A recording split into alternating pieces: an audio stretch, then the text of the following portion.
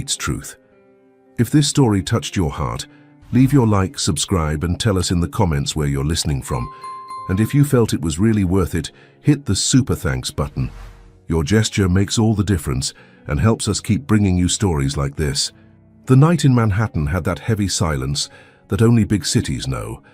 When the offices empty out, the skyscraper lights flicker like artificial stars, and the constant hum of the metropolis transforms into a distant buzz, almost forgotten. It was in this gap between day and dawn that Carol Hayes started her shift. Night cleaner, invisible. Just another shadow among the glass corridors and polished marble of Blackwood Tower, the most imposing building on Fifth Avenue. Carol pushed her cleaning cart down the 43rd floor hallway, the wheels squeaking softly against the gleaming floor.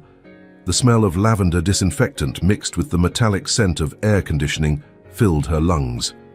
She wore the standard navy blue uniform, brown hair pulled back in a simple bun, hands already calloused from so much scrubbing, cleaning, erasing the marks of a world that never saw her. At 23, Carol carried the silent weight of someone who grew up without roots. Raised in a forgotten orphanage in the suburbs of New Jersey, she'd learned early that no one was coming to save her. So she saved herself, studied at night, worked during the day, and now she was here, cleaning up the remains of a world that would never be hers. But Carol had something money couldn't buy: dignity, and a strange ability to see beauty where others saw only dirt. That night, though, something was different. She looked at the wall clock, 2:30 in the morning. The shift was quiet, almost meditative. But when she passed by the private elevator, the one that went straight up to the penthouse, the only floor she had never cleaned, she noticed the door was slightly open. Just a crack. A silent invitation, or a mistake. Carol hesitated. She knew she shouldn't. The penthouse was forbidden territory, reserved exclusively for the heir of Blackwood Enterprises, Preston Blackwood. A man she'd never seen in person, but whose name was whispered with a mixture of reverence and fear through the hallways. They said he was brutal in business, ruthless, cold as the steel that held up that skyscraper. But curiosity is a strange force, and Carol, even while trying to be invisible, had always been driven by questions she shouldn't ask. She took a deep breath, felt her heart speed up slightly, and pushed the elevator door. She got in. The lit panel had only one button. P. Penthouse. She pressed it.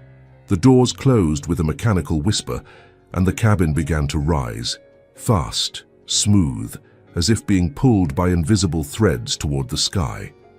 When the doors opened, Carol felt the air change. The penthouse wasn't just luxurious, it was a statement.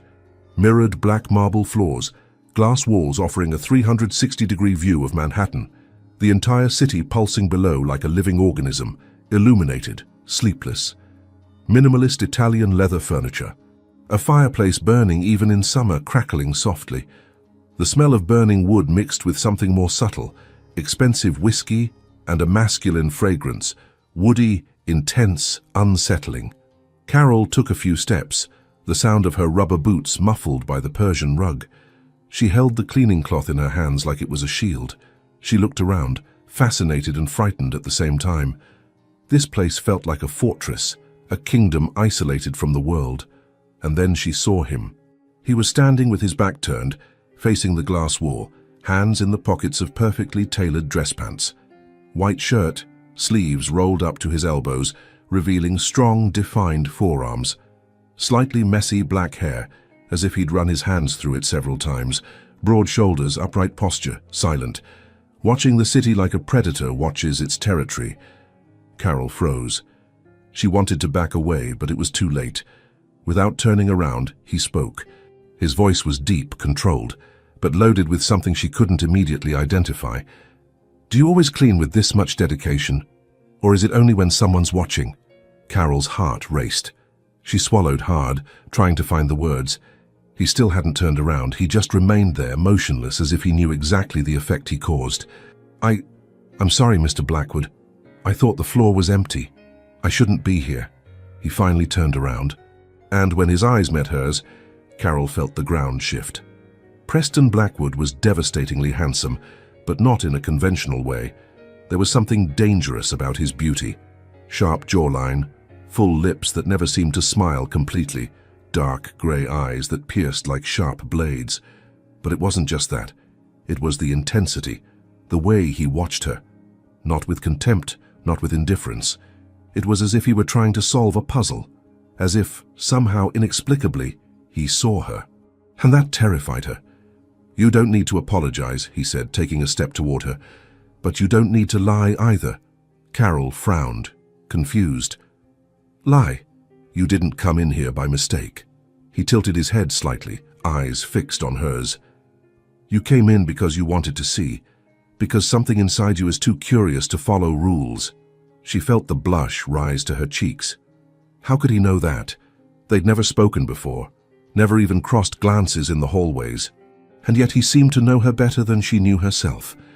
"I should go," Carol murmured, taking a step back. "You should," he agreed, "but you won't." It wasn't a question. It was a certainty. They stood there, still, separated by only a few meters, but the distance seemed charged with electricity. Carol felt her skin tingle, the air becoming denser, hotter. She knew she should leave, knew this man was dangerous. Not physically, but in other ways. Ways she didn't understand yet.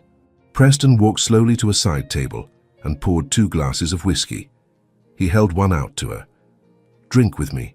"I don't drink during work," she replied, her voice firmer than she expected. He smiled for the first time. A small smile, almost imperceptible, but one that completely transformed his face. For a moment, Preston Blackwood seemed human. "Then you're not working anymore. You're here. With me." He raised his glass. "And I rarely extend invitations." Carol knew she should refuse. Knew this was madness, but there was something in the way he looked at her, as if she were the only real thing in that world of glass and steel, that made her stay. She took the glass. Their fingers brushed for a fraction of a second, and it was like touching fire. They drank in silence, eyes locked on each other. The taste of whiskey burned her throat, but she didn't look away. She couldn't. It was as if something invisible held them there, in that moment, suspended in time. "What's your name?" he asked, his voice softer now. Carol Hayes." He repeated it, as if memorizing every syllable. Carol. And the way he said her name, slowly, deliberately, broke something inside her. Preston moved closer, and she didn't back away. He raised his hand and, with a gentleness that completely contradicted his brutal reputation, brushed a strand of hair from her face, tucking it behind her ear. His fingers lightly grazed her skin, and Carol closed her eyes for a moment, feeling the touch reverberate through her entire body. When she opened her eyes, he was inches away. So close she could feel the heat emanating from him, the woody scent mixed with whiskey, breath against breath. "Do you feel this?" he whispered, his voice hoarse. She couldn't answer, but she didn't need to. The answer was in her eyes, in her shallow breathing, in the way her body involuntarily leaned toward his. Preston touched her face with both hands, as if holding something fragile and precious. And then, slowly, so slowly it seemed like an eternity, he brought his lips close to hers. But he didn't kiss her. He stopped millimeters away, their lips almost touching, letting the tension build until it became unbearable. "Tell me no," he whispered against her mouth, "and I'll stop." Carol opened her eyes, looked into his, saw desire, saw curiosity, saw something deeper, more dangerous. And she said nothing. He smiled, a small, slow, predatory smile, and finally closed the distance. The kiss was gentle at first, exploratory, as if he were memorizing her taste, the texture of her lips, the way she sighed softly when he deepened the contact. But then something changed. Gentleness gave way to urgency. His hands dropped to her waist, pulling her against him. She grabbed his shoulders, feeling the tense muscles under his shirt, and completely surrendered to that impossible moment. When they finally pulled apart, both were breathless. Carol rested her forehead against his, eyes still closed, trying to process what had just happened. "You shouldn't be here," he murmured, but his hands still held her waist, as if he couldn't let her go. "I know," she whispered back, "but now that you are, I don't know if I can let you go." Carol opened her eyes and found his. Those dark grey eyes that seemed to hold entire storms. The silence that settled between them wasn't empty. It was thick, loaded with unspoken promises and dangers not yet named. Carol felt Preston's hand slide slowly from her waist to her back, tracing an invisible line that sent shivers through every inch of her skin. She should be afraid. Should pull back, thank him politely, and disappear through the hallways like she always did. Invisible, untouched, safe.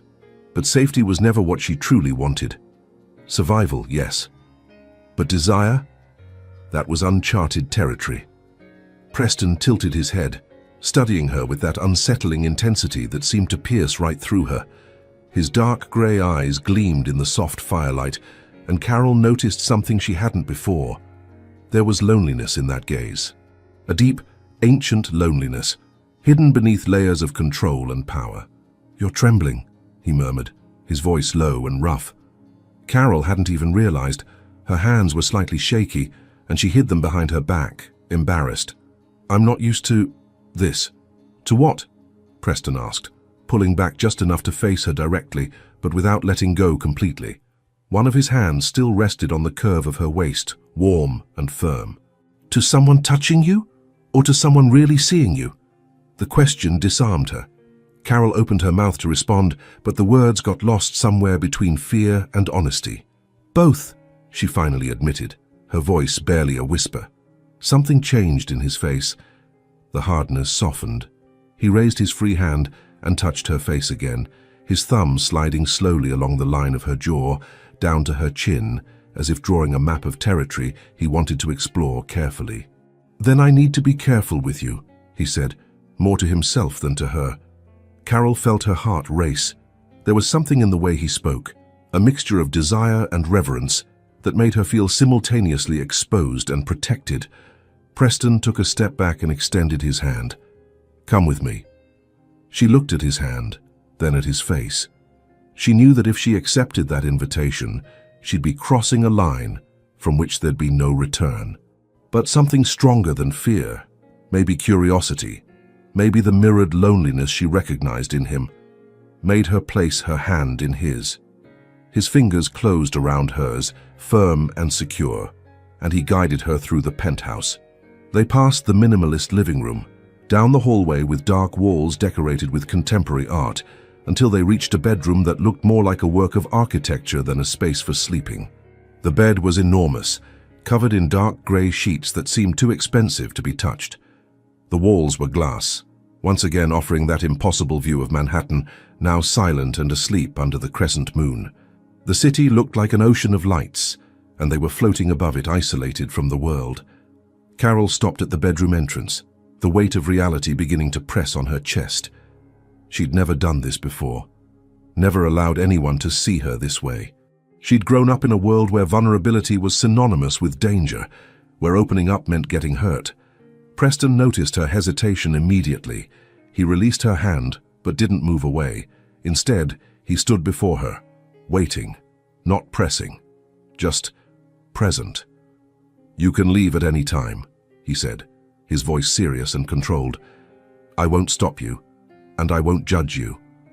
Carol raised her eyes to his.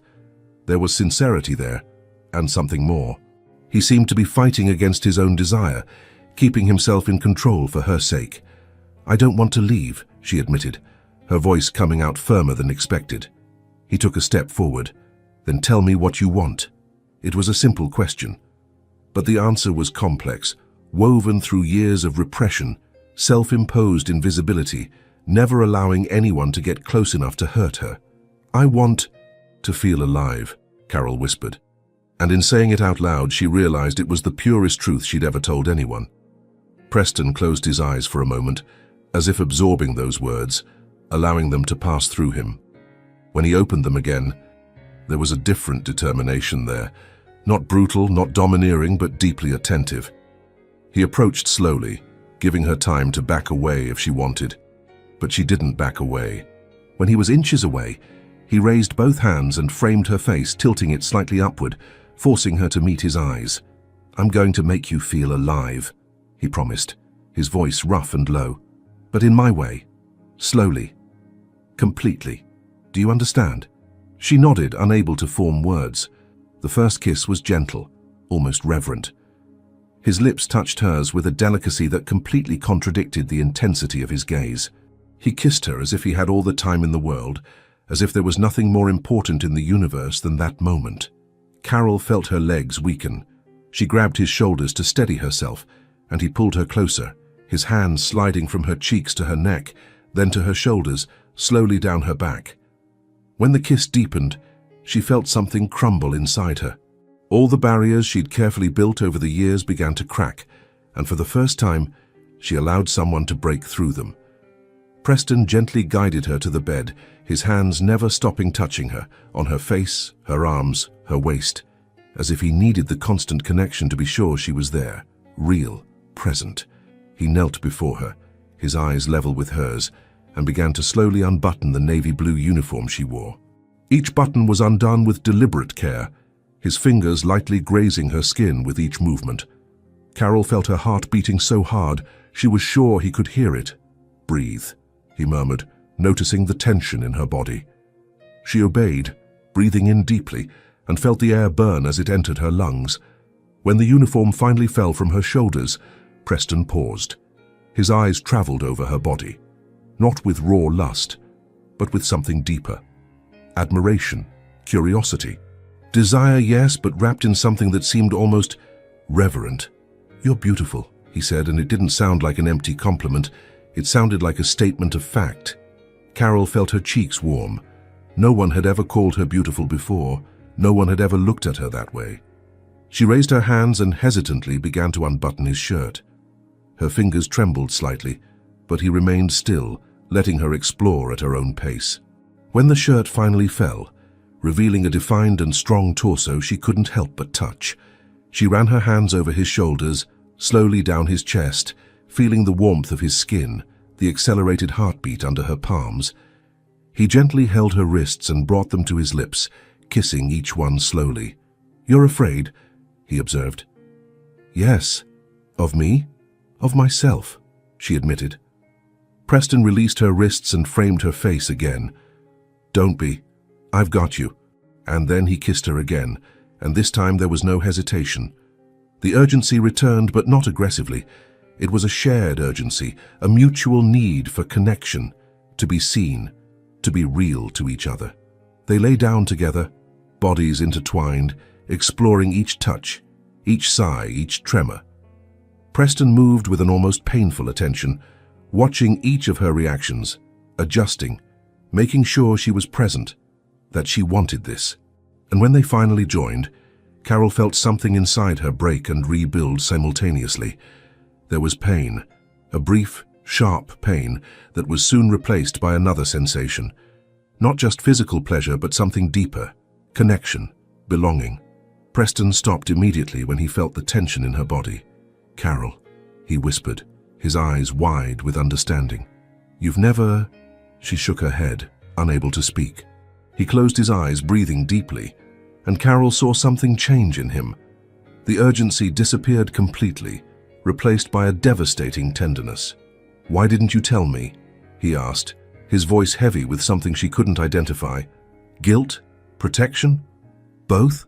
"Because I wanted this," she whispered. "I wanted you." He opened his eyes and looked at her, as if seeing her for the first time. And then, with a gentleness that made her want to cry, he continued, slowly, carefully, attentive to every sigh, every movement, making sure the pain gave way to pleasure. And it did. When they finally finished, they remained intertwined, sweat mixing, breaths synchronized. Preston traced lazy circles on her back with his fingers, while she rested her head on his chest, listening to his heartbeat gradually calm down. "Are you okay?" he asked softly. "Yes," she replied, and it was true. He kissed the top of her head and pulled her closer, wrapping her completely in his arms. "You're mine now," he murmured against her hair. And although Carol knew she should question that statement, that she should fear that kind of possessiveness, she said nothing. Because in that moment, belonging to someone seemed less terrifying than continuing to be invisible. The days following that night turned into a strange fog for Carol. She continued her routine, woke up in the small apartment she shared with 2 other girls in the Bronx, took the subway to Manhattan, put on the navy blue uniform, and pushed the cleaning cart through the gleaming hallways of Blackwood Tower. Everything seemed the same, but nothing was, because now she felt eyes on her. They weren't the vague, indifferent glances of hurried executives or bored security guards. It was something different, something that made her stop in the middle of a hallway, heart racing, skin tingling, and look around expecting to find him, and she always did. Preston Blackwood had become a constant shadow in her life, not in an obvious or invasive way, but in subtle ways that left her restless and strangely warm. He appeared in the most unlikely places, in the basement cafeteria when she took her 3 a.m. break, in the parking lot when she finished her shift at dawn, in the 12th floor hallway when she was transporting trash bags, always silent, always watching. The first time she saw him after that night, Carol was cleaning the windows on the 22nd floor. It was a task that required concentration, balancing on the portable ladder, scrubbing the glass in wide circular motions, making sure not to leave streaks. She was so focused, she didn't notice his presence until she felt the air change. She turned abruptly and almost lost her balance. Preston was standing a few meters away, leaning against the wall, hands in the pockets of his impeccably tailored dress pants, white shirt with sleeves rolled up revealing those strong forearms she could still feel around her when she closed her eyes. "Do you always work with such intensity?" he asked, his voice low and controlled. Carol stepped down from the ladder, her legs slightly shaky. She wiped her hands on her apron and tried to seem casual, but her heart was beating so hard she was sure he could hear it. "It's my job," she replied, trying to sound professional. "Mr. Blackwood." He smiled slightly, that small, unsettling smile that completely transformed his face. "Preston," he corrected. "You know my name, Carol. Use it." The way he said her name, slowly savoring each syllable, did something strange to her stomach, a mixture of warmth and nervousness that left her not knowing how to react. "What are you doing here?" she asked, trying to keep her voice steady. He pushed off the wall and walked toward her with that natural confidence of someone who had always gotten everything he wanted. He stopped just inches away, close enough for her to smell the woody scent of his cologne mixed with the clean aroma of expensive soap. "I came to see you," he said simply. "Preston, we can't," she began, but he interrupted her by placing a finger lightly on her lips. "Shh, I didn't come to pressure you, I just needed to make sure you were real." Carol frowned, confused. "Real?" He lowered his hand, but didn't step back. "That night, you, all of it seemed too unlikely to be true." He paused, his dark grey eyes studying every detail of her face. "I can't stop thinking about you." The words were simple, but they carried a weight that made her swallow hard. There was something in the way he looked at her, not as if she were a trophy to be won, but as if she were a puzzle he desperately needed to solve. "You should," Carol murmured. "Forget. Move on. That was a mistake." "Was it?" He tilted his head slightly, his eyes never leaving hers. "Because I don't feel like it was. I feel like it was the most right thing I've ever done in my life." Carol felt the air leave her lungs. She knew she should back away, create distance, protect herself. But there was something in the raw vulnerability in his voice that kept her rooted in place. "Preston, we're from different worlds." "Then show me yours," he said without hesitation, "because mine is empty without you." Before she could respond, he turned and left, leaving her alone in the silent hallway, heart beating irregularly, mind spinning in circles trying to understand what had just happened. But that was only the beginning.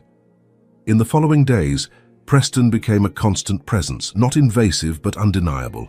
He appeared when she least expected it, always with a plausible excuse, a meeting on the floor she was cleaning, a document he needed to retrieve personally, a coffee he decided to have in the empty cafeteria at dawn. But Carol knew the truth. He was there because of her. And the most disturbing part? She started waiting for those encounters. Started looking around, searching for him, feeling a strange mixture of disappointment and relief when she didn't find him. One night, she was cleaning the executive bathroom on the 35th floor, a task that always made her feel small, invisible, reduced to someone who exists only to serve. She was on her knees, scrubbing the marble floor, when she heard the door open. She looked up and found Preston standing in the doorway. This time, though, he didn't have his usual controlled posture. There was something different. His hair was more disheveled, as if he'd run his hands through it several times.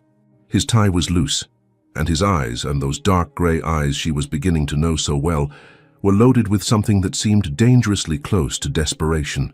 "Preston," she said, slowly standing up. "Are you okay?" He didn't answer immediately. He just walked toward her with long strides and pulled her into a tight embrace, wrapping her completely in his arms, his face buried in her hair. Carol stood motionless for a moment, surprised, but then felt his body trembling slightly against hers. He was holding her as if she were the only solid thing in a crumbling world. "Preston," she whispered, hesitantly wrapping her arms around him. "What happened?" He took a deep breath, inhaling her scent, a mixture of cheap soap and cleaning products. And when he finally spoke, his voice came out rough and low. "I had a meeting today with my father. He wants me to marry the daughter of one of our investors, a strategic alliance." He let out a bitter laugh, as if I were a chess piece to be moved. Carol felt her chest tighten. She knew his world worked that way: arranged marriages, business alliances, cold and calculated strategies. But hearing it out loud made everything painfully real. Maybe it's what's best for you," she said, though the words came out forced. Preston pulled back abruptly and held her face with both hands, forcing her to meet his eyes. "Don't say that," he said, his voice firm and intense. "Don't say it would be better if I married someone who means nothing to me when the only person who makes me feel something real is right here in front of me. Preston, don't run from me, Carol." He slid his thumb across her face, wiping away a tear she hadn't even realized had escaped. "You know this is real. You feel what I feel. I see it in your eyes every time I look at you." And it was true. Carol knew. She felt the connection between them growing, intensifying, becoming something impossible to ignore. It was as if their bodies spoke a language their minds were still trying to deny. "But we can't," she began, but he silenced her with a kiss. It wasn't gentle like the first time. It was urgent, almost desperate, loaded with need and frustration and something deeper that neither was ready to name. He pressed her against the cold marble wall, hands tangled in her hair, body pressed against hers as if he couldn't bear any space between them. Carol surrendered completely, her hands moving up his shoulders, pulling him closer, responding with the same intensity. She could feel his heart beating irregularly against hers, could feel the tremor in his hands, could feel the desire exploding between them like an impossible force to contain. When they finally separated, both were breathless. Preston rested his forehead against hers, eyes closed, trying to regain control. "I'm obsessed with you," he admitted, his voice hoarse. "I can't work. I can't sleep. I can't think about anything but you, your smile, your voice, the way you bite your lip when you're concentrating." He opened his eyes and looked at her with an intensity that made her tremble. "You've driven me crazy, Carol Hayes." She swallowed hard, feeling the weight of those words. "This can't work. You know that." "I don't care," he said without hesitation. "Let chaos come. Let the fall come. I'd rather risk everything with you than keep living this empty life without you." Carol felt something break inside her. All the defenses she'd built, all the walls she'd erected to protect herself, began to crumble in the face of that raw and honest declaration. "Preston, I can't stop thinking about you either," she finally admitted, her voice barely above a whisper. He smiled, not that small controlled smile, but a genuine smile that completely lit up his face. "Then stop fighting it," he said, holding her hands and intertwining their fingers. "Stop running. Let this happen." Carol looked at their intertwined hands, hers small and calloused, his large and strong, and for the first time allowed herself to consider the possibility that maybe, just maybe, this could be more than one impossible night. "I'm afraid," she confessed. "So am I," he admitted. "But I'm more afraid of losing you." They stood there, still in the empty executive bathroom, lit only by the cold light from the hallway, holding on to each other as if they were the only real thing in a world of illusions. And although Carol knew there were storms ahead, that their world wouldn't allow this union easily, In that moment, she chose to believe that love, or whatever this magnetic force between them was, could be stronger than any obstacle. "Tomorrow night," Preston said softly. "Have dinner with me. Really. Not hidden, not rushed. Just the two of us." Carol hesitated for only a second before nodding. "Okay." He smiled again and kissed her forehead with devastating tenderness. "Until tomorrow, then."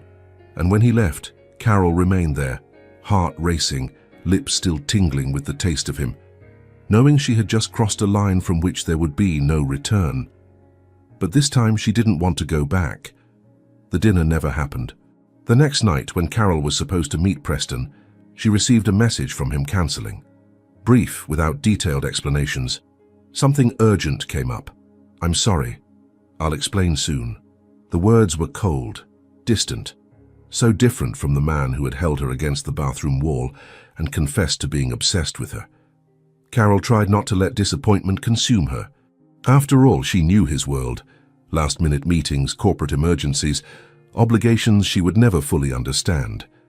But still, something inside her contracted painfully as she read that message. She put her phone in her uniform pocket and went back to work, pushing the cart through the empty hallways of Blackwood Tower with renewed determination to keep her mind occupied. It was almost 2 in the morning when Carol reached the 40th floor, an area that rarely needed cleaning as it housed only old file rooms and deactivated offices. Most companies had already migrated everything to digital systems, but Blackwood kept those spaces as if they were relics of a past they weren't ready to abandon yet. Carol pushed open the door to one of the rooms at the end of the hallway. The smell of old, musty paper immediately invaded her nostrils. Rusty metal shelves occupied almost the entire space, loaded with brown cardboard boxes covered in a thick layer of dust. The fluorescent light flickered a few times before stabilizing, casting a pale, ghostly glow over everything. She sighed and began to work, cleaning the shelves, organizing boxes that had fallen, wiping down forgotten furniture. It was mechanical work, almost meditative, that normally calmed her, but that night her mind kept returning to Preston. Why did he cancel? Did he regret it? Did he realize how absurd this whole situation was? Carol shook her head, trying to push away the intrusive thoughts. She was wiping down a high shelf when her hand accidentally knocked into a poorly positioned box. It fell to the floor with a dull thud, and dozens of folders and documents scattered across the dusty floor. "Damn it," she muttered, kneeling down to pick up the mess. That's when she saw it. An old folder made of worn leather, with gold letters almost faded by time. "St. Catherine's Home for Children. Confidential." Carol froze. Her fingers trembled slightly as she picked up the folder. St. Catherine's.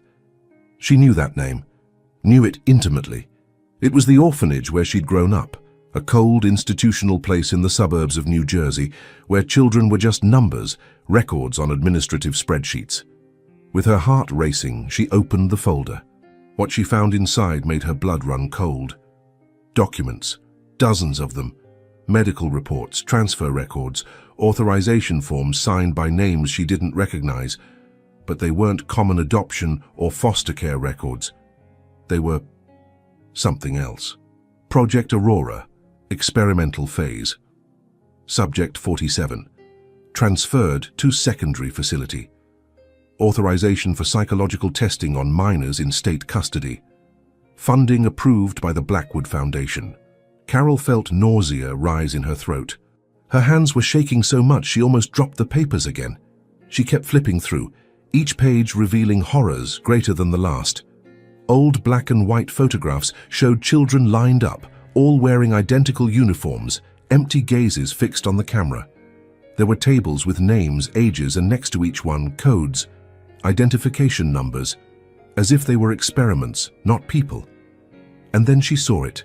In the corner of one of the pages, attached by a rusty paper clip, there was a child's drawing, made with crayons on paper yellowed by time. It was a simple drawing, a house, a sun, a tree, and in the lower right corner, in shaky, clumsy letters, a name, Carol. She let out a strangled gasp. She held the drawing with both hands, eyes burning with tears she refused to let fall. She remembered making that drawing. She was 5, maybe 6 years old. She remembered the social worker smiling forcedly and saying she could draw anything she wanted. "Something that makes you happy, dear." Carol had drawn a house, because she'd never had one. She turned to the next page and found her complete record. Name: Carol Ann Hayes. Date of birth: March 12, 2002. Status: orphan, parents unknown. Entry to St. Catherine's, August 2005. Transfer: March 2008. Undisclosed facility notes. Subject: demonstrates above average emotional resilience. Suitable for Phase 2 of Project Aurora. Carol read and reread those words, trying to process what they meant. Phase 2, undisclosed facility. She vaguely remembered being transferred when she was 6. She remembered a different place, colder, quieter, where children rarely talked to each other. But her memories of that period were fragmented, as if her brain had deliberately buried those years. She continued flipping frantically, looking for more information, and that's when she found the name that made everything collapse. At the top of an official document, printed on elegant letterhead, was written, "Blackwood Foundation, Annual Report of Philanthropic Activities," and right below in smaller letters, "Full funding of St. Catherine's Home for Children and associated child development programs."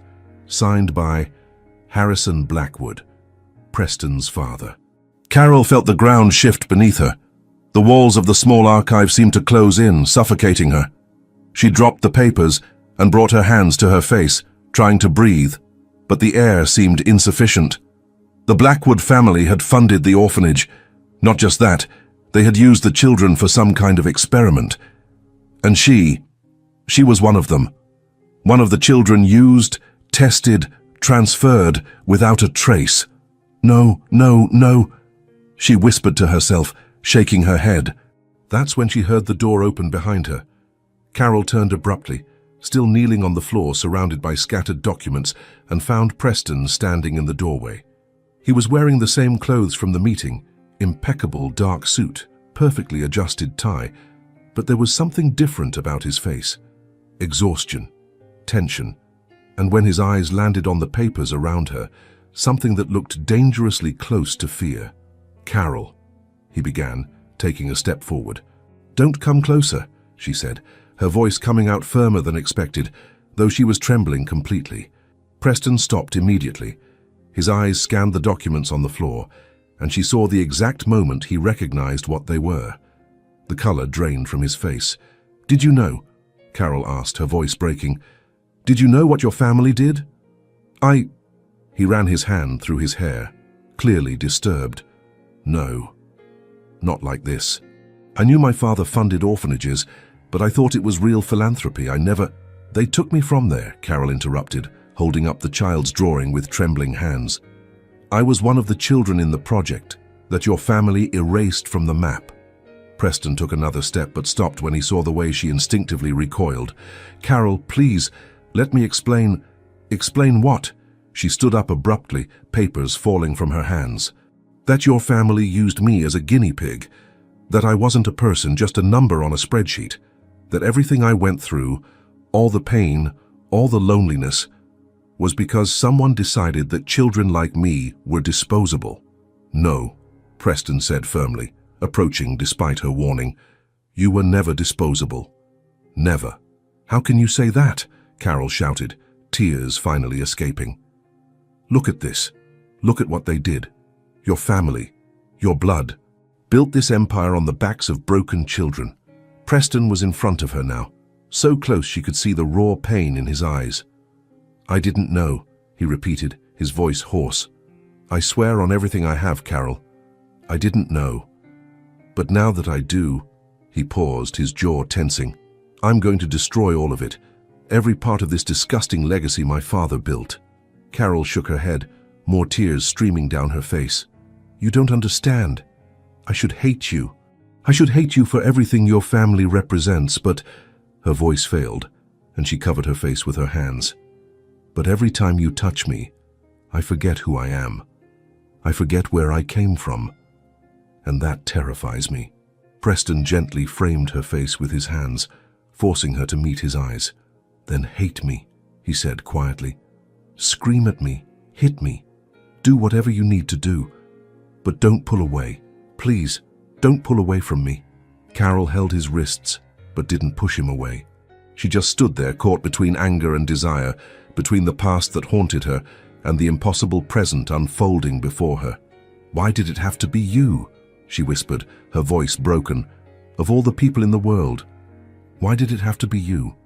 "I don't know," Preston answered honestly, resting his forehead against hers. "But maybe that's exactly why. Maybe I need to be the one who fixes what my family broke." They remained like that for a long moment. Breaths mingled, tears shared, two souls caught in an inevitable collision between past and present. And when Preston pulled her into a tight embrace, Carol didn't resist. She just allowed herself to be held, just for a moment, before the cruel reality of it all came crashing back down on them. "We shouldn't be together," she murmured against his chest. "I know," he replied, holding her tighter. "This is going to destroy us." "Probably." She pulled back just enough to look into his eyes. "Then why won't you let me go?" Preston held her face again, his thumb wiping away the tears that were still falling. "Because maybe some things are worth being destroyed for." And when he kissed her, slowly, painfully tender, Carol knew that no matter how wrong this was, no matter how many reasons there were to walk away, she was already lost in him. Completely, irrevocably, dangerously lost. The days following that devastating discovery were strange and tense. Carol continued working at Blackwood Tower because she needed the money, because she had nowhere else to go, and maybe secretly because she couldn't completely pull away from Preston, no matter how much she knew she should. He didn't pressure her, didn't appear in every hallway like he used to. He respected the space she needed to process everything. But he sent messages. Small, simple, honest ones. "Did you eat something today? Are you able to sleep? I'm here if you need me." Carol read each one late at night, when she returned to the small apartment in the Bronx and lay alone on the thin mattress, staring at the cracked ceiling. And although she didn't respond immediately, she kept those words like small treasures, reminders that, despite everything, there was someone who cared. But the anger was still there, burning quietly, constantly, like embers that refused to go out. Not anger at him specifically, but at what he represented. At the legacy he carried without choice. At the cruel injustice of falling in love with exactly the person who should be her enemy. It was on a Friday, almost a week after discovering the files, that everything changed again. Carol was on the terrace of the 40th floor, an outdoor area rarely used, with a panoramic view of the Hudson River. It was almost dawn, and she'd gone up to breathe fresh air before finishing her shift. The cold October wind blew strongly, tousling her hair, and she closed her eyes, allowing herself to just feel for a moment. That's when she heard footsteps behind her. She turned and found Preston standing in the terrace doorway. He wore dark jeans and a leather jacket, casual clothes that made him look younger, more accessible, less the ruthless air and more just. A man. There were dark circles under his eyes, as if he hadn't been sleeping well either. "I thought I'd find you here," he said quietly, hands in his pockets. "How did you know?" Carol asked, turning back to the view. "Because I know you," he replied simply, approaching slowly. "You always come to high places when you need to think. Like being closer to the sky gives you perspective." Carol didn't respond, but felt something tighten in her chest. It was unsettling how deeply he already knew her in such a short time. Preston stopped beside her, keeping a respectful distance, both looking at the city beginning to wake. The first lights of dawn painted the horizon in shades of orange and pink, and for a moment, everything seemed suspended, peaceful even. "I hired investigators," Preston said, finally breaking the silence. "Private ones, the best, to find out everything about Project Aurora." Carol turned abruptly to face him. "Why?" "Because you deserve answers," he said, meeting her eyes. "And because my father needs to pay for what he did." "Preston," she began, but he gently interrupted. "I'm not going to let this slide, Carol. I'm not going to pretend it didn't happen just because it's convenient for me or for the company. You..." He paused, choosing his words carefully. "You made me question everything I learned. Everything I thought I knew about honor, loyalty, family. And I realized none of it matters if it's built on the suffering of innocent people. The wind blew stronger, and Carol felt her hair fly around her face. Preston instinctively reached out and brushed it away gently, tucking the strands behind her ear. His fingers lingered there, lightly grazing her skin, and Carol closed her eyes for a moment, allowing herself to feel that touch. "I should hate you," she whispered, slowly opening her eyes. "I know," he replied, his voice rough, "but I can't." Preston took a step closer, eliminating almost all the space between them. Their breaths mingled in the cold morning air. "Why not?" he asked, though he seemed to already know the answer. Carol raised her hand and touched his face hesitantly, first just with her fingertips, then with her entire palm, feeling the slightly grown stubble, the warmth of his skin. "Because when I'm with you, I don't feel invisible," she admitted, her voice breaking slightly. "For the first time in my life, someone sees me, really sees me. And I don't know how to go back to being invisible after that." Something broke in his face. All the restraint, all the control he maintained so carefully, crumbled. He held her face with both hands and pulled her into a kiss. But it wasn't urgent or desperate like the previous ones. It was slow, deep, loaded with something greater than desire. It was a kiss of surrender, of acceptance, of a conscious choice to dive into something they both knew could destroy them. When they separated, Preston rested his forehead against hers, eyes closed, breathing irregular. "I see you, Carol," he whispered. "I see every part of you, the scars, the strength, the fear you hide behind courage. I see everything. And I want everything." Carol felt tears rising again, but this time they weren't from pain. They were from something more complicated, a mixture of relief, fear, hope, and surrender. "This isn't going to be easy," she said quietly. "Nothing worthwhile is," he replied, opening his eyes to meet hers. "Your father is going to destroy us when he finds out." "Then let him find out," Preston said without hesitation. "I'm not going to give you up to protect a legacy I don't want. I won't sacrifice the only real thing I've ever had for a name stained with blood." Carol held his wrists, keeping his hands on her face. "What if I'm not strong enough for this, for all the fighting that's coming?" Preston smiled. Not that small, controlled smile, but a genuine, tender smile. "You survived things that would destroy most people. You grew up alone, without help, without anyone believing in you. If anyone's strong enough for this, Carol, it's you." The words pierced through her like well-aimed arrows. No one had ever believed in her that way. No one had ever seen her strength and validated it out loud. "I'm afraid," she confessed once more. "So am I," he admitted. "But I'm more afraid of living without you than of facing any storm by your side." Carol didn't respond with words. Instead, she pulled him into another kiss. This time she was taking the initiative. She was choosing this consciously. Her arms wrapped around his neck and he pulled her by the waist, lifting her slightly off the ground as he deepened the kiss. There on the terrace of the 40th floor, while the city woke below them and the sun rose painting everything golden, Preston and Carol made a silent choice. It wouldn't be easy, it wouldn't be safe, but it would be real. And maybe in the end, that was enough. When they finally separated, breathless and smiling, Preston held her hand and intertwined their fingers. "Come with me," he said. "Where?" "Anywhere, everywhere." He squeezed her hand gently. "Just stay with me." Carol looked at their intertwined fingers, so different but fitting together perfectly, and nodded. "Okay." They stayed there for a few more minutes, just holding each other, watching the city wake up. The wind kept blowing strong, but now Carol didn't feel cold anymore. She felt warm, protected, seen. "My father is coming back from a business trip tonight," Preston said eventually, his voice more serious. "I'm going to confront him about the files, about everything." Carol tensed. "Hi, Preston, maybe it's not the right time." "It's exactly the right time," he interrupted, turning to face her completely. "I'm not going to keep living a lie. I'm not going to pretend everything's okay when it's not.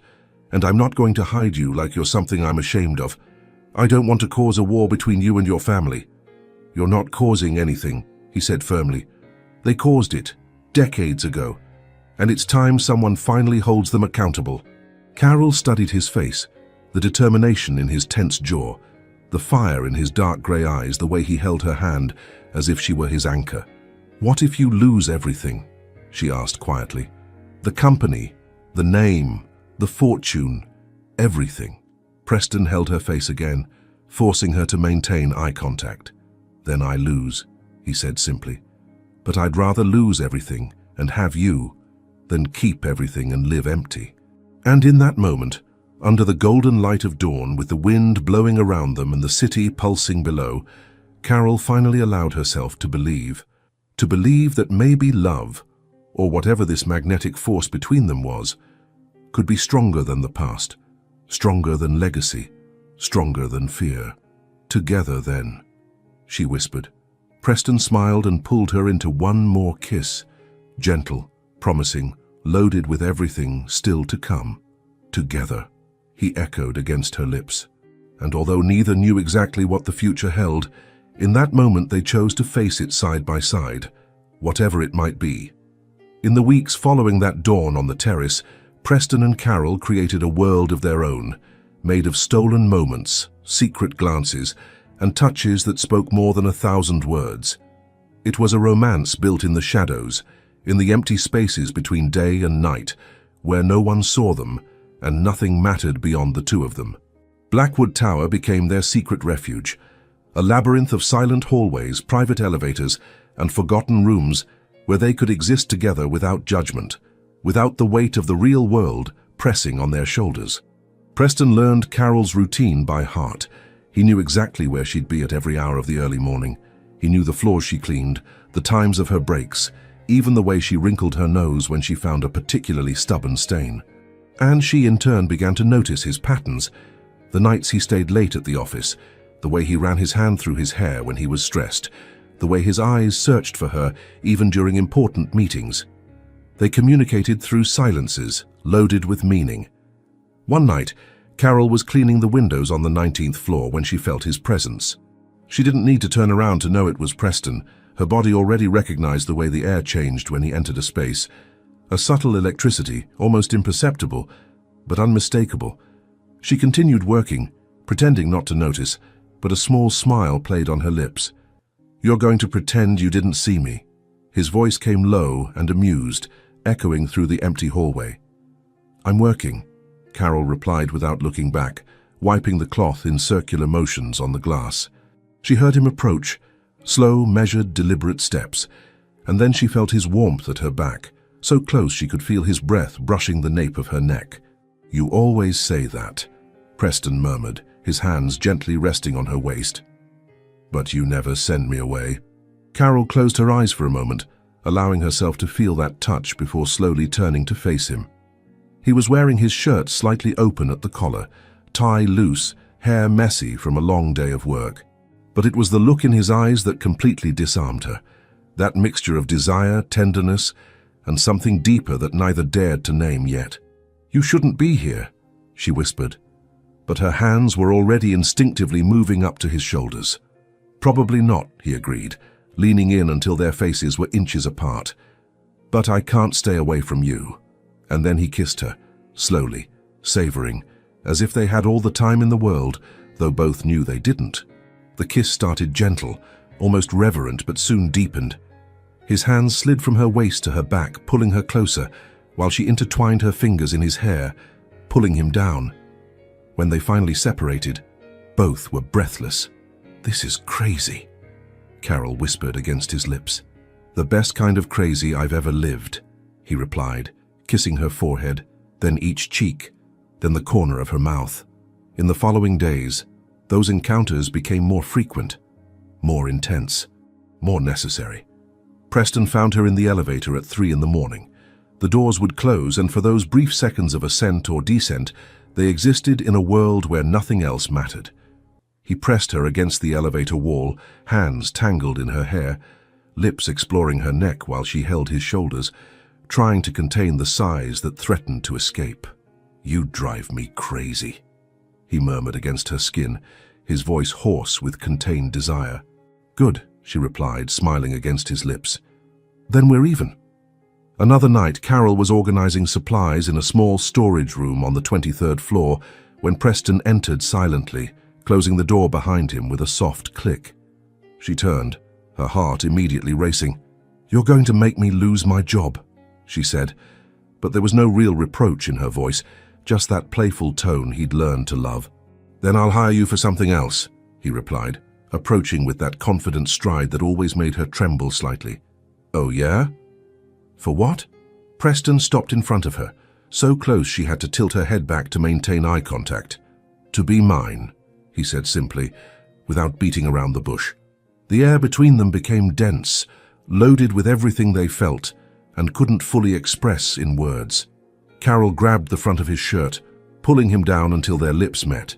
The kiss was different this time, urgent, almost desperate, as if both were trying to make up for all the time they spent apart.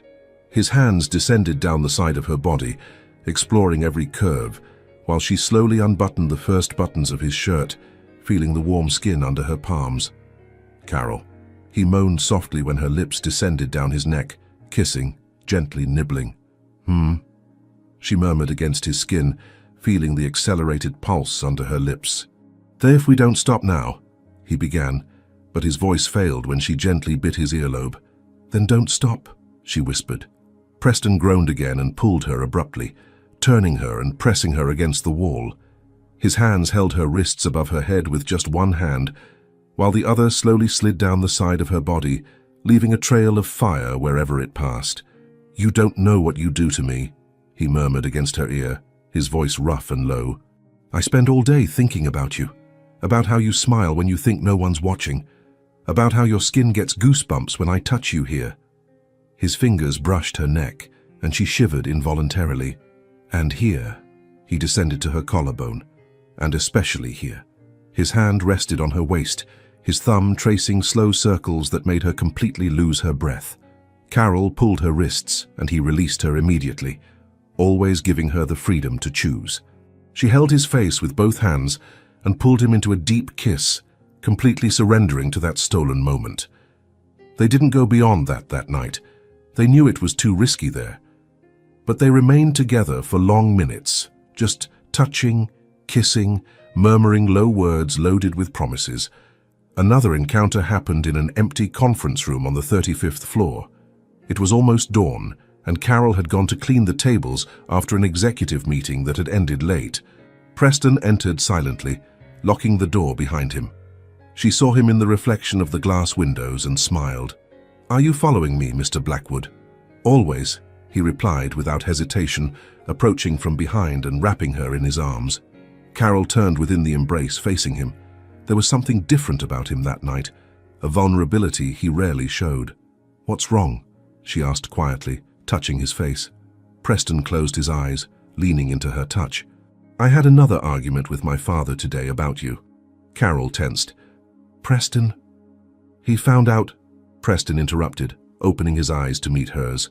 "Not everything, but he knows I'm seeing someone, and he's furious because it's not the woman he chose for me."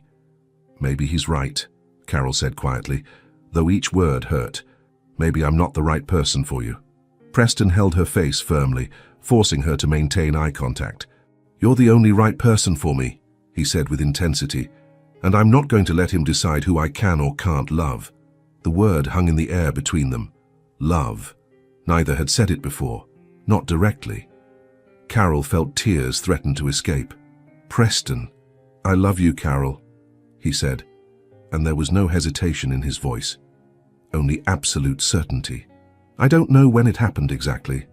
Maybe that first night.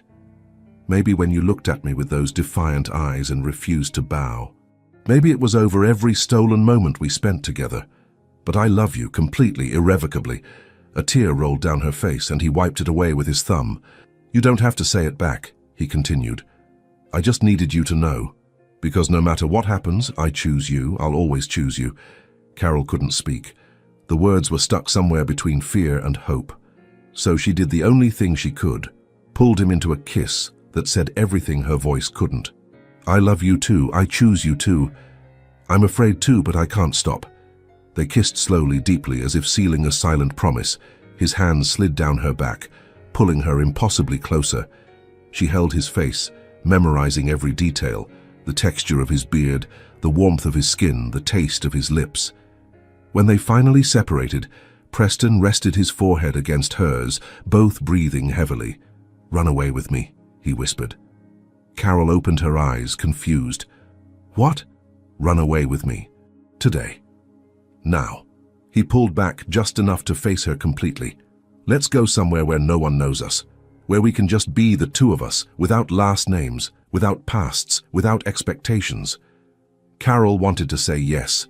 Every cell in her body screamed to accept, to run, to build a new life away from all of this. But she also knew they couldn't run forever. "Preston," she began gently, "we can't run from our problems. They'll follow us wherever we go." He closed his eyes, knowing she was right, but clearly hating to admit it. "Then what do we do?" he asked, his voice loaded with frustration and desire. Carol held his hands, intertwining their fingers. "We face it," she said with a determination that surprised even herself. "Together. You're not alone in this, Preston. Not anymore." He opened his eyes and looked at her as if she were the most precious thing in the world. "How can you be so strong?" "Because you made me believe I can be," she replied simply. Preston pulled her into another tight embrace, burying his face in her hair. "I'm not going to lose you," he murmured. "No matter what my father does, no matter how many obstacles appear, I'm not going to lose you." "Then don't let me go," Carol whispered back. And there in the empty conference room while the city woke outside, they held onto each other. Two hearts beating in sync, two souls fighting against the world, two people choosing love, even knowing the path ahead would be filled with storms. But storms never scared those who had already survived hell, and both had already survived. The following weeks brought a growing tension that neither could completely ignore, even in the most intimate moments. The outside world was beginning to invade the refuge they'd built together, and both felt the walls closing in around them. For Carol, the nights became a battlefield between what she felt and what she knew to be true. She found herself waking at 3 in the morning, sweaty and breathless, fleeing from fragmented nightmares, buried memories of the orphanage that now returned with full force, blurred faces of other children, white, cold hallways, adult voices talking about them as if they were objects, not people, and always at the bottom of each memory that name, Blackwood. It was like loving the fire that burned down your house, like embracing the storm that destroyed everything you knew. And although Preston wasn't guilty of his father's crimes, he carried that last name, that legacy, that blood. One night after another stolen encounter, this time on the terrace where everything had changed between them, Carol abruptly pulled away from Preston in the middle of a kiss. He looked at her, confused and worried. "What's wrong?" Carol took a few steps back, running her hands through her hair in a gesture of frustration. "I can't do this," she said, her voice trembling. "Do what?" Preston took a step toward her, but stopped when he saw the way she recoiled. "This, us," she pointed between the two of them, tears already beginning to form. "You're part of what destroyed my childhood, Preston. Every time I kiss you, every time I allow myself to feel something for you, it's like betraying the child I was. That girl who suffered at your family's hands." The words came out like sharp knives, and Carol saw their impact on his face, but she couldn't stop. "I wake up every night, remembering things I spent years trying to forget. And now I know all of that happened because someone with your last name decided that children like me were disposable. How can I just forget that?" Preston remained motionless, jaw tensed, eyes fixed on her. When he finally spoke, his voice came out low and controlled but loaded with pain. "You think I don't know that? You think I don't hate myself every day for carrying this name?" He took a step forward, ignoring her retreat. "I spent my entire life trying to prove I was more than Harrison Blackwood's son, that I could build something different, something better. But every time I look in the mirror, I see his face. Every time I sign a document, I see that cursed last name." He stopped in front of her so close she could see the raw pain in his eyes. "But then I met you. And for the first time in my life, I thought I could be more than that. That I could just be Preston. Not the heir, not the monster's son, just me." His voice faltered slightly. "But maybe I was wrong. Maybe I can never escape what he did." Carol felt her chest tighten painfully. She wanted to comfort him, wanted to hold his face and say he was wrong, that he was more than that. But the words stuck in her throat, blocked by years of pain and anger that didn't know where to go. "I don't know how to move forward," she admitted, her voice breaking. "I don't know how to love you without betraying myself." Preston closed his eyes, breathing deeply. When he opened them again, there was a fierce determination there.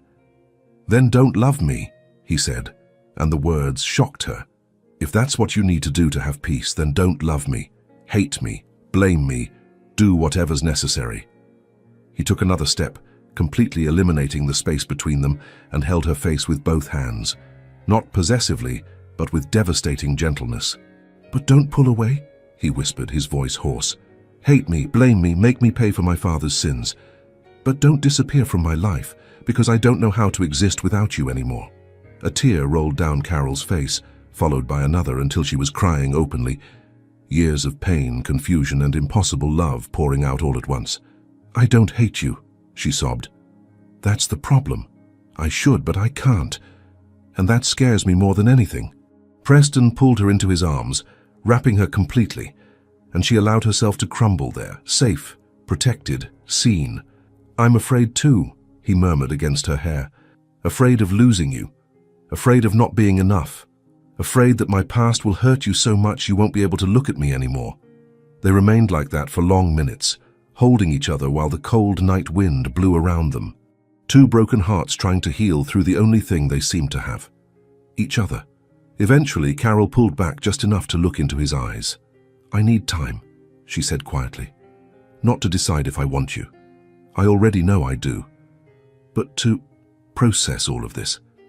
To find a way to love you without losing myself in the process." Preston nodded, though the pain was evident on his face. "How much time do you need?" "I don't know," she admitted honestly. He kissed her forehead, then each cheek where tears had fallen, and finally her lips, gentle, tender, loaded with everything they felt. "I'll wait," he promised. "However long it takes, because you're worth every second."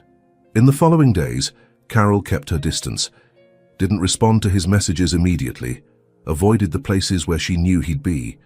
She needed that space to breathe, to think, to try to understand who she was outside of Preston Blackwood's magnetic orbit. But his absence hurt in ways she didn't expect. It was as if a part of her had been torn away, leaving an emptiness that nothing else could fill. Meanwhile, Preston was fighting his own battle. Harrison Blackwood had called a formal meeting, something that rarely happened. And when Preston entered the luxurious office on the 45th floor, he found his father sitting behind the solid mahogany desk, cold, calculating eyes studying him as if he were a business adversary, not his son. "Sit down," Harrison ordered, his voice deep and authoritative. Preston remained standing. "I'd rather not." A cold smile touched Harrison's lips. "Always so stubborn. Just like your mother." "Don't mention my mother," Preston said, his voice low and dangerous. Harrison ignored the comment and opened a folder on the desk, pushing it toward Preston. "Private investigators are expensive, my son, but effective." Preston felt his blood run cold. He walked to the desk and looked at the folder. Inside were photographs of him and Carol on the terrace, in the elevator, in the conference room, all taken from discreet, invasive, violating angles. "You had me followed," Preston said, his voice loaded with contained anger. "I protected my legacy," Harrison corrected, "and I discovered that my only son is getting involved with—" He paused, contempt evident in his voice. "A cleaning lady, an orphan, someone absolutely unsuitable to carry the Blackwood name." Preston closed the folder forcefully, fists clenched. "Be careful what you say about her." "Or what?" Harrison stood facing his son. "You'll threaten me, renounce the empire I built, for a girl who means nothing?" "She means everything," Preston roared, completely losing control. "And you have no right to judge her, not after what you did." Harrison frowned. "What are you talking about?" "About Project Aurora." Preston spat the words. "About the children you used as guinea pigs. About the orphanages you funded not out of charity, but to have access to vulnerable children no one would look for." Harrison's expression didn't change, but his eyes narrowed slightly. "You don't know what you're talking about." "I know exactly what I'm talking about," Preston said, approaching the desk. "And Carol was one of them. One of the children you destroyed." So before you judge who she is or whether she's suitable, remember that you're the reason she grew up alone, scared, and invisible. The silence that followed was thick and dangerous. Finally, Harrison sat down again, expression impassive. You're emotionally compromised. You can't see clearly. For the first time in my life, I'm seeing perfectly, Preston replied. And what I see is a man who built an empire on the suffering of innocence. A man who never loved anything but power. A man I don't want to become. Harrison studied him for a long moment. If you continue with this, I'll disinherit you, cut you off completely. You'll have nothing. Preston smiled, a bitter, liberating smile. Good, because I don't want anything that comes stained with the blood of innocent children. He turned to leave, but Harrison's voice stopped him. She's going to destroy you, Preston. That kind of love always destroys. Preston looked over his shoulder. Then let it destroy me. At least I'll feel something real before I fall. And he left, leaving Harrison alone in his office full of empty trophies and hollow victories. That night, Preston went to Carol's apartment in the Bronx, something she'd never allowed before. He climbed the 5 flights of stairs because the elevator was broken, walked through the poorly lit hallways, and stopped in front of door number 43. He knocked softly. Carol opened it, surprised and visibly exhausted. She wore simple house clothes, hair loose and messy, no makeup, and to Preston she'd never looked more beautiful. "Preston? What are you doing here?" "Choosing you," he said simply. "My father gave me an ultimatum today. Either I leave you and marry whoever he chooses, or he disinherits me completely." Carol's eyes widened. "Preston, I chose you," he interrupted, taking a step forward. Without hesitating, without doubts. "I choose you, Carol. I'll always choose you." Tears began to fall down her face again. "But you're going to lose everything." "No," he said, gently holding her face. "I'm going to gain the only thing that matters. You." And then he kissed her. Slow, firm, present, a kiss that sealed an unshakable promise. When they separated, Carol was crying but also smiling. "I love you," she finally said out loud. "I love you, Preston, and I'm so afraid of it. But I can't stop." "Then don't stop," he whispered, resting his forehead against hers. "Be afraid, fight, question, but don't stop loving me, because I'll be here every day showing you that you deserve to be loved, that you deserve to be seen, that you deserve everything." They remained there in the narrow, poorly lit hallway, holding each other while the world crumbled around them. But for the first time, neither was running. They were facing it, together. And maybe, just maybe, that was enough to survive what was coming. After that confession in the narrow hallway of her apartment, something changed definitively between them. It was no longer a stolen romance, built in the shadows and fed by furtive encounters. It was a conscious choice, a decision to face the world together, whatever the cost. Carol invited Preston inside for the first time. The apartment was tiny, a room that served as bedroom, kitchen, and living area all at once. The walls had peeling paint, the sofa was second-hand, and there was only one small window that looked out onto the back alley. It was a completely different world from the penthouse of glass and marble where they'd met. But Preston showed no judgment. He just looked around with genuine curiosity, as if being introduced to an essential part of Carol he didn't yet know. "It's small," she said, a bit embarrassed, closing the door behind them. "It's yours," he replied simply, turning to face her. "And that makes it perfect." Carol felt her chest warm. No one had ever looked at her life with that complete absence of judgment. To Preston, it didn't matter where she lived or what she owned. What mattered was only who she was. They stood there for a moment, just looking at each other. Two hearts beating in sync, two souls that had finally stopped fighting the inevitable. Preston took the first step, approaching slowly. His hands found her waist, pulling her gently close. Carol raised her arms and wrapped them around his neck, intertwining her fingers in his hair. "Are you sure?" he asked quietly, his dark grey eyes studying every feature of her face. "About us. About this. Because once I have you completely, Carol, I won't be able to let you go." She smiled, a small but genuine smile. "I'm already yours," she whispered. I think I always was, from that first night. I was just too afraid to admit it. He closed his eyes for a moment, as if absorbing those words, letting them penetrate deeply. When he opened them again, there was an intensity there that made her tremble. "Then today isn't about fear," he said, his voice rough and low. "Today is about choice, about surrender, about allowing ourselves to be completely vulnerable with each other." Carol nodded, unable to form words. Instead, she pulled him into a kiss, slow at first, exploratory, but soon deepening into something more urgent, more necessary. His hands slid from her back to the hem of her simple shirt, and he paused, his eyes meeting hers in a silent question. She nodded, and he lifted the shirt slowly, revealing pale skin marked by small scars, stories of a difficult life written on her body. Preston traced each mark with his fingers, then with his lips, kissing each scar as if healing old wounds. "You're beautiful," he murmured against her skin. "Every part of you, every mark, every story." Carol felt tears threaten to escape, but this time they weren't from pain. They were from relief, from being seen completely, imperfections and all, and still being desired. She began to unbutton his shirt, this time without the desperate urgency of previous encounters. Each button was undone carefully, as if she were revealing something sacred. When the shirt finally fell, she ran her hands over his chest, feeling the warmth of his skin, the strong beating of his heart under her palms. "I never imagined I could have this," she confessed quietly, her eyes fixed on her hands on his chest. "Someone who would choose me, who would see me, who would stay." Preston held her face, forcing her to meet his eyes. "I'm not going anywhere," he promised. "Not now, not tomorrow, not ever.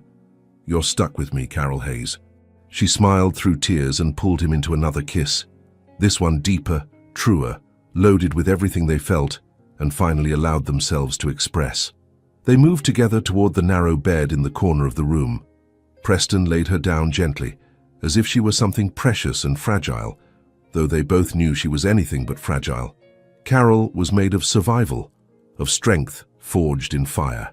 But in that moment, she allowed herself to be soft, to be vulnerable, to be herself without armor. He lay beside her, propped on one elbow, and just watched her for a long moment. His fingers traced the outline of her face, the line of her jaw, the arch of her eyebrows, the curve of her lips. "What are you doing?" she asked quietly, smiling. "Memorizing," he replied simply. "Every detail, every angle, because I want to remember this moment for the rest of my life." Carol felt her heart squeeze in a good way, a sweet way. She raised her hand and mirrored his gesture, tracing his face with her fingertips. The strong line of his jaw, the dark eyebrows, the lips she'd learned to know so well. "Me too," she whispered. Preston leaned in and kissed her again, and this time there was no rush, no desperate urgency or fear of being discovered. It was just the two of them, choosing to be together, choosing to surrender completely. His hands slid over her body with reverence, exploring every curve, every line, as if learning a new language. And Carol responded the same way, her hands exploring his broad shoulders, muscular back, feeling every tense muscle under her palm. When they finally undressed completely, there was no shame, only acceptance, admiration, love. Preston kissed her slowly, descending down her neck, her collarbone, her breasts, her stomach, leaving a trail of kisses that made her tremble beneath him. Carol intertwined her fingers in his hair, eyes closed, allowing herself to just feel. "Preston," she sighed, and his name on her lips sounded like a prayer. He returned to kiss her lips, positioning himself between her legs, but paused, his eyes meeting hers. "Are you okay?" he asked, always attentive, always making sure. "Yes," she replied, pulling him closer. "I'm exactly where I want to be." And then they joined, slowly, carefully, with a tenderness that completely contrasted with the intensity of desire between them. It wasn't just physical.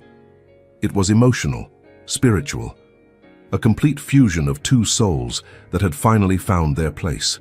Carol held her breath for a moment, adjusting, and Preston remained completely still, giving her the time she needed. When she finally relaxed and nodded, he began to move, slow, rhythmic, eyes never leaving hers. "You make me feel whole," he whispered against her lips, his voice rough with emotion. "You make me feel alive," she replied, hands holding his shoulders. They moved together in perfect synchrony, building something that went beyond physical pleasure. It was connection. It was healing. It was love in its purest and most vulnerable form. When they finally reached climax together, it was as if the world around them disappeared completely. Only they existed, ragged breaths, hearts beating in unison, souls intertwined in a way nothing else could undo. Afterward, they remained lying together, intertwined. Preston pulled her into his arms, and she rested her head on his chest, listening to his heartbeat gradually calm. He traced lazy circles with his fingers on her back, and she drew invisible patterns on his chest. "I love you," Preston whispered against her hair, kissing the top of her head. "More than I thought it was possible to love someone." Carol raised her face to look at him, resting her chin on his chest. "I love you too," she said, and this time the words came out easy, natural, and I'm not afraid to admit it anymore. He smiled, that genuine, rare smile that completely transformed his face. "Good, because I plan to spend the rest of my life reminding you of that." She laughed softly, a gentle, happy laugh he'd never heard before. "The rest of your life? That's a long time, Mr. Blackwood." "It's not long enough," he replied, pulling her back into his arms. "It'll never be long enough with you." They remained like that for hours, talking quietly about dreams and fears, about the past that haunted them, and the uncertain future that awaited them. Preston spoke about the mother he'd lost as a child, about how he grew up alone, even surrounded by people. Carol spoke about the fragmented memories of the orphanage, about how she learned to be invisible to protect herself, and as they shared their stories, they realized something fundamental. Both had grown up alone, both had learned to survive without support, both had built walls around their hearts, but now in that small apartment in the Bronx, lit only by the faint light of the moon coming through the narrow window, those walls finally crumbled completely. "Promise me something," Carol said eventually, tracing invisible patterns on his chest. "Anything. Promise that no matter how difficult it gets, no matter how many storms come, you'll fight for us." Preston held her hand, intertwining their fingers, and brought it to his lips, kissing each finger gently. "I promise," he said with absolute conviction. "I'll fight for us until my last breath. Because you're not just someone I love, Carol. You're my home. And I protect my home with everything I have." Carol felt tears return, but this time they were tears of pure happiness. "How do you always know exactly what to say?" "Because you inspire me to be honest," he replied, pulling her closer. "For the first time in my life, I don't need to wear masks or play games. I can just be." She kissed his chest, right above his heart. "Then be. Be yourself. With me. Always. Always," he echoed, kissing the top of her head. And as the night advanced and the city outside continued its frenetic life, Preston and Carol remained intertwined. Two hearts finally finding rest, two souls finally finding peace, two people finally finding what they'd always searched for without knowing. Home. Not a place, but a person, each other. And although they knew the world would try to separate them, that storms would come and battles would need to be fought, that night they chose to believe in something stronger than any obstacle. They chose to believe in love. And sometimes that's all we need to face the impossible. Morning arrived soft and golden, invading the small apartment through the narrow window.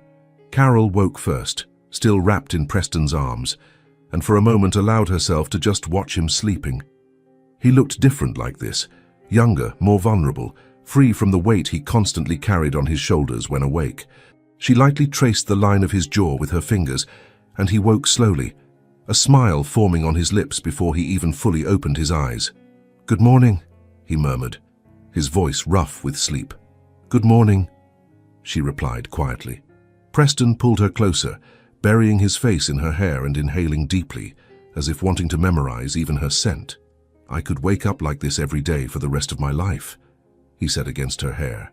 Carol smiled, but reality began to infiltrate the perfect moment.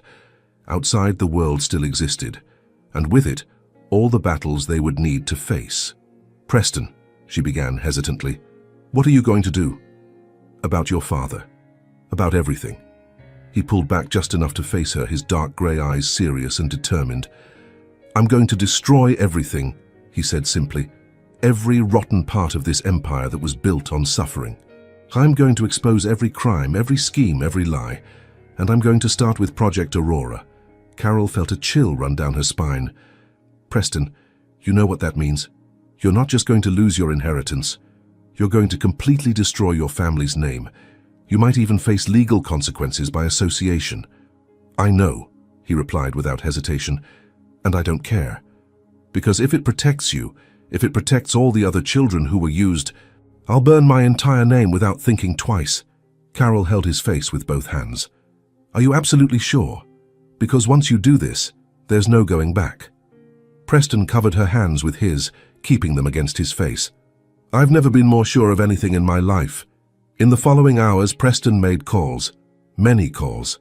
He contacted investigative journalists from respected publications, lawyers specializing in corporate crimes, even federal agents who had tried to investigate Blackwood Enterprises years ago but were blocked by political connections and money. Carol watched him work, the determination on his face, the way he meticulously organized each document, each piece of evidence, each testimony. He wasn't just doing this for her. He was doing it because it was the right thing. And that made her love him even more. 3 days later, Preston called an emergency meeting of the Blackwood Enterprises board. It was a bold and dangerous move, confronting his father in front of the main shareholders and board members, many of whom had been loyal to Harrison for decades. Carol wanted to go with him, but Preston was firm. No, he said, holding her hands. This is going to get ugly. Very ugly. And I'm not going to expose you to that. Preston, I can handle... I know you can, he interrupted gently. But I need you to be safe. Please, do this for me. She hesitated, but finally nodded. He kissed her for a long time, as if saying goodbye, though they both knew he would return.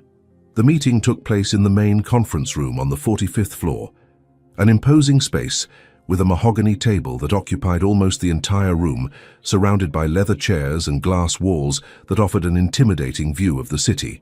When Preston entered, all eyes turned to him. Harrison was sitting at the head of the table, posture rigid and authoritative, cold eyes studying his son as if he were an adversary in a hostile negotiation. Good of you to finally decide to show up, Harrison said with sarcasm. I thought you were too busy with your distraction. Preston ignored the provocation and walked to the other end of the table, placing a thick folder on the polished surface. I called this meeting because all of you deserve to know the truth about how this empire was built, he began, his voice firm and controlled. Preston, what do you think you're doing? Harrison asked, his voice low and dangerous. What I should have done years ago, Preston replied, opening the folder and beginning to distribute copies of the documents to each board member, bringing to light crimes that have been hidden for too long. Murmurs began to spread through the room as members flipped through the documents. Preston could see confusion, then shock, then horror settling on their faces. What is this? One of the main shareholders asked, his voice trembling slightly. Evidence that the Blackwood Foundation funded orphanages, not for philanthropic purposes, but to have access to vulnerable children who were used in illegal psychological experiments, Preston explained, each word coming out clear and deliberate. Project Aurora. Dozens of children were subjected to tests without consent, transferred to unregistered facilities, and many disappeared completely from official records. This is absurd, Harrison stood up abruptly. You have no idea what you're talking about. I have all the proof here, Preston retorted, his voice rising slightly. Medical reports, financial records, bank transfers, even photographs. Everything signed or approved by you, Father. The silence that followed was deafening. All eyes turned to Harrison, waiting for an explanation, a convincing denial. But he remained standing, jaw tensed, eyes fixed on Preston with pure, distilled hatred. You don't know what you just did, Harrison said quietly. But the threat was clear. I know exactly what I did, Preston replied, facing his father without backing down. I did what you never had the courage to do. I took responsibility for the consequences of your actions. Consequences? Harrison laughed bitterly. You want to talk about consequences? I'll show you consequences. He pointed at the door. You're fired, disinherited, removed from any position in this company. And I'll personally make sure no other corporation in this city hires you. You're going to regret being born a Blackwood." Preston showed no visible emotion, but something in his eyes gleamed, not fear, but liberation. "I already regret it, Father. Every day." He paused, letting the words sink in. "But not for being born, for having carried this name with honor when it never deserved it." He turned to the other board members. "You have a choice to make. You can continue protecting a man who built all of this on the suffering of innocence, or you can do the right thing." Preston gathered his documents. "But know this, everything in these folders has already been sent to newspapers, federal authorities, and human rights organizations. The truth is coming out. The only question is whether you'll be on the right side when it does." He walked toward the door, but stopped when Harrison spoke again. "That girl, she's going to destroy you, Preston. That kind of love only brings ruin." Preston turned one last time, and when he spoke, his voice was calm but loaded with unshakable certainty. "Then let ruin come. Because I'd rather be destroyed beside her than build an empire on the ashes of innocent children." And he left, leaving behind a stunned silence and a father who finally realized he'd lost control over his only son. In the following weeks, hell broke loose. The news exploded. All major newspapers published detailed investigations about Project Aurora. Federal authorities opened formal inquiries. Shareholders began withdrawing investments. Blackwood Enterprises' stock value plummeted, and Harrison fought. He hired the best lawyers, used all his political connections, tried to bury the story under mountains of lawsuits and intimidation, but it was too late. The truth had escaped, and there was no way to contain it. Preston, in turn, lost everything materially. His bank account was frozen. His access to the penthouse was revoked. He became, overnight, just another ordinary man trying to survive in a ruthless city. But when he returned to Carol's small apartment that first night, after being completely cut off from the family, she opened the door and pulled him inside without hesitation. "I have nothing," he said, his voice loaded with raw vulnerability. "No money, no position, no name worth anything. Just me." Carol held his face with both hands, forcing him to meet her eyes. "You were always enough," she said firmly. "The money, the name, the power, none of that mattered. It was you. It was always you." Preston pulled her into a tight embrace, and she felt his body tremble slightly against hers, all the weight of what he'd done finally falling on him. "I don't regret it," he murmured against her hair. "Not a single decision, but I'm afraid of what comes next." "Then we'll be afraid together," Carol whispered back, "and we'll face whatever comes, together." They stood there for long minutes, holding each other while the world outside crumbled. But inside that small apartment, something new was being built. Not an empire of glass and steel, but a foundation of love, truth, and courage. And maybe, just maybe, that was stronger than anything money could buy. The months following the public fall of Blackwood Enterprises were chaotic and relentless. The media dissected every detail of the scandal. Victims of Project Aurora began to come forward, now traumatized adults who finally found their voice to tell their stories. Lawsuits piled up, and at the center of everything, like a hurricane of rage and revenge, stood Harrison Blackwood. He wouldn't accept defeat silently.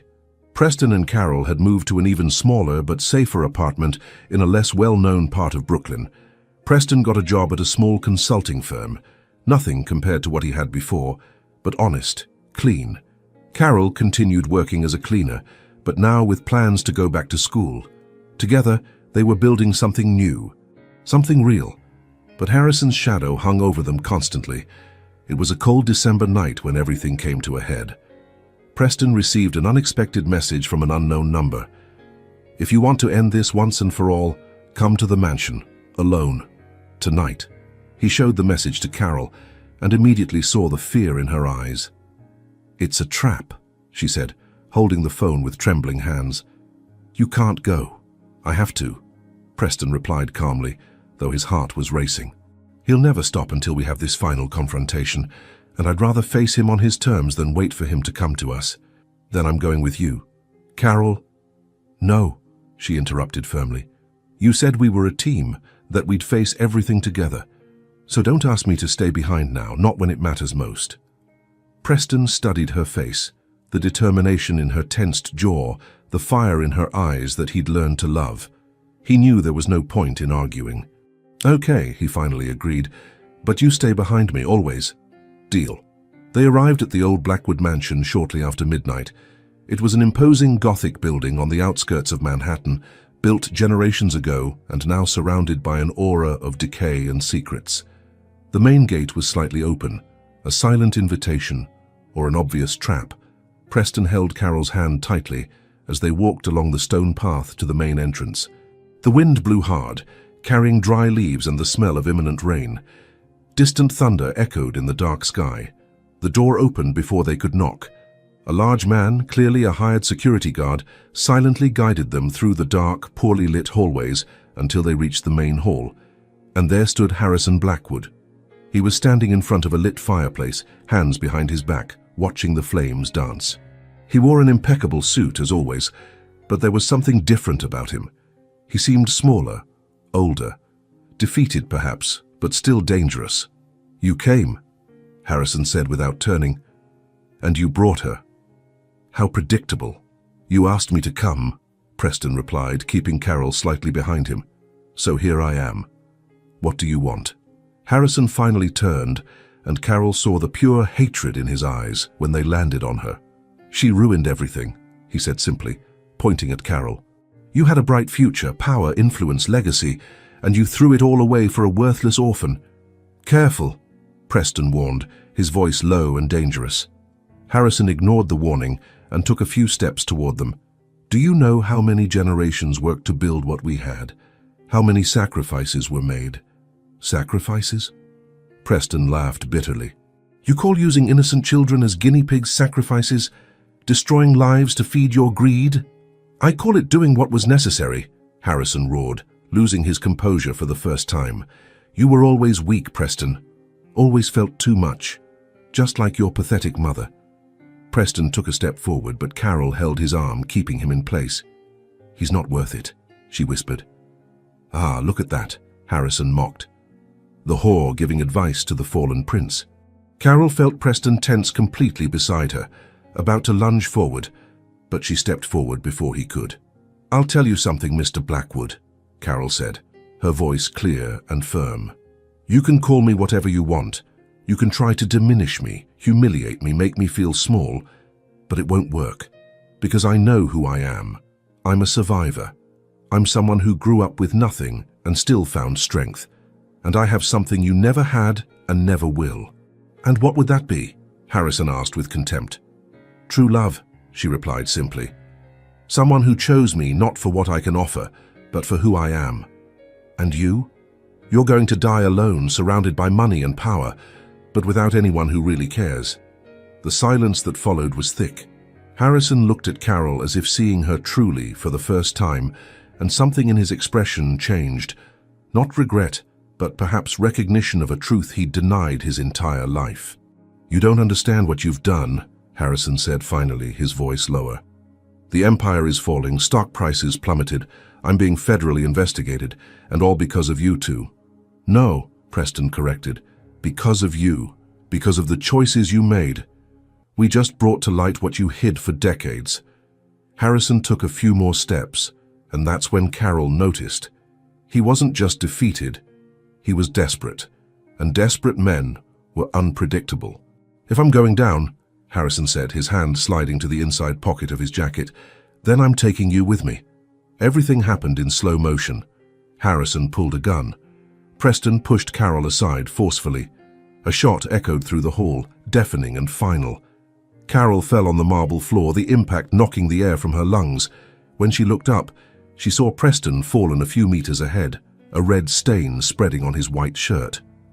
No! She screamed, crawling to him. Harrison remained standing, gun still in hand, face pale as if he finally understood the magnitude of what he'd done. Security guards began entering the hall, drawn by the sound of the shot. Carol reached Preston, hands desperately pressing the wound on his chest. Blood. So much blood. Warm and viscous flowing between her fingers. Preston. No, she cried, tears falling freely. Don't leave me. You promised. You promised you'd fight. He opened his eyes with effort, and even through the pain managed to smile slightly. I'm fighting, he whispered, his voice weak. You're not going to die, Carol said firmly, though her own voice was breaking. I fought too hard to lose you now.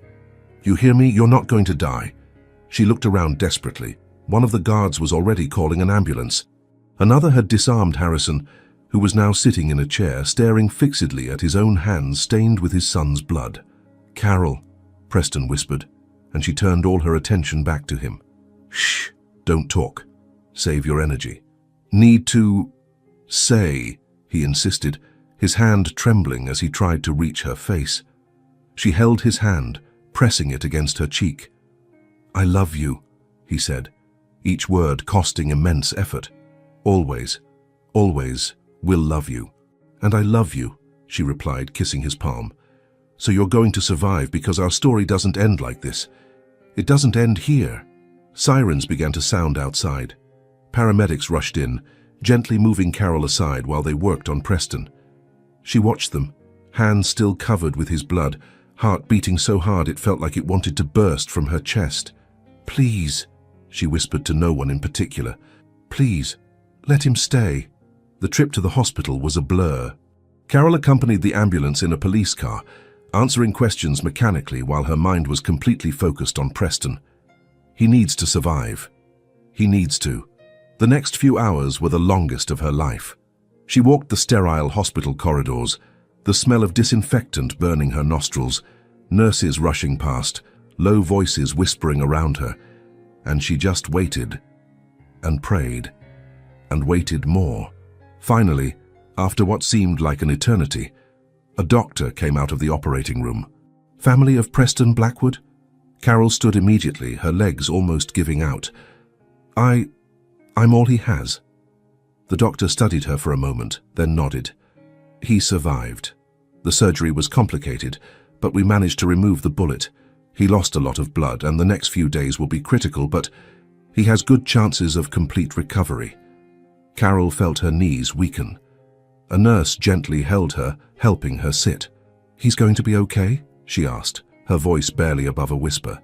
If he keeps fighting like he fought until now, yes, the doctor replied with a small smile. You can see him in a few minutes. When they finally allowed Carol into the ICU room, she almost broke down again. Preston was pale, connected to various monitors and tubes, but he was alive. His chest rose and fell rhythmically. His heart beat on the monitor. She approached slowly and gently held his hand. You survived, she whispered, tears returning. You stubborn, wonderful idiot. You survived. His eyes opened slowly, unfocused from medication, but when they found hers, a small smile formed. Promised I'd fight, he whispered weakly. Carol laughed through tears and kissed his hand. And you kept your promise. Like always. Months passed. Preston recovered slowly but completely. Harrison Blackwood was arrested, facing multiple charges that would ensure he spent the rest of his life in prison. The Blackwood Empire collapsed completely, but from its ashes something new began to emerge. Preston and Carol together opened a shelter for orphaned children, built literally on the ruins of the old Blackwood mansion that had been demolished.